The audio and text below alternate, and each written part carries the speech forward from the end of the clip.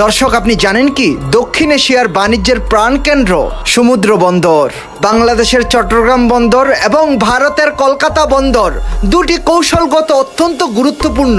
কলকাতা সমুদ্র বন্দর নাকি চট্টগ্রামের বন্দরটি বিশ্বের বুকে সব থেকে বেশি জনপ্রিয়? বিশ্ব বাণিজ্যে কার শক্তি সব থেকে বেশি?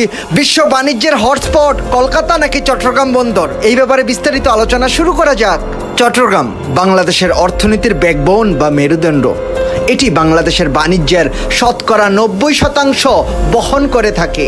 এই বন্দরের বছরে এর সক্ষমতা হলো 3.3 মিলিয়ন।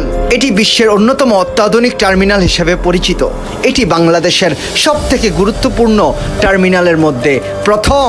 চট্টগ্রাম বিশ্বের অন্যতম ব্যস্ত বন্দরগুলোর মধ্যে একটি ধরা হয়ে থাকে, আর এশিয়ার মধ্যে অন্যতম প্রধান এবং গুরুত্বপূর্ণ বন্দর হিসাবে বিবেচনা করা যেতে পারে। বাংলাদেশের এই গুরুত্বপূর্ণ বন্দরটি শুধু আমরাই ব্যবহার করি এমনটা নয়।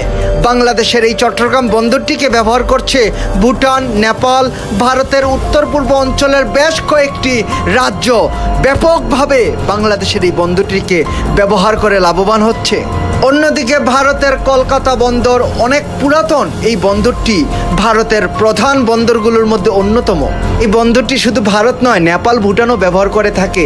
একই সাথে হুগলি নদীর উপরে এটি অবস্থিত হয়। নিয়মিত ড্রেজিং দরকার হয়, এই জন্য অনেক সময় অনেক ধরনের সমস্যার সম্মুখীন হয় কলকাতা বন্দর।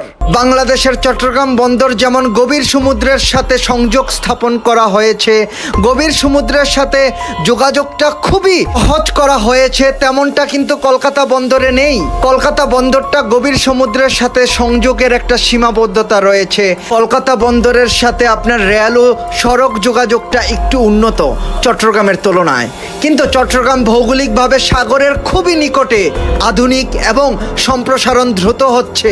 আর বাংলাদেশের চট্টগ্রাম বন্দরের ট্রানজিট হাব হওয়ার সম্ভাবনা সব থেকে বেশি, যেটা কলকাতা বন্দরের নেই। দর্শক, আজকে এই দুই বন্দর সম্পর্কে আপনি আপনার মূল্যবান মতামত কমেন্ট করে আমাদেরকে জানিয়ে দিন। এরকম আরও ভালো ভিডিও নিয়মিত পেতে আমাদের চ্যানেলটি সাবস্ক্রাইব করুন। ভিডিওটি ভালো লাগলে লাইক করুন এবং আপনার পছন্দের মানুষের সাথে এই ভিডিওটি শেয়ার করুন। আজকের মতো এতটুকুই থাক। আল্লাহ হাফেজ।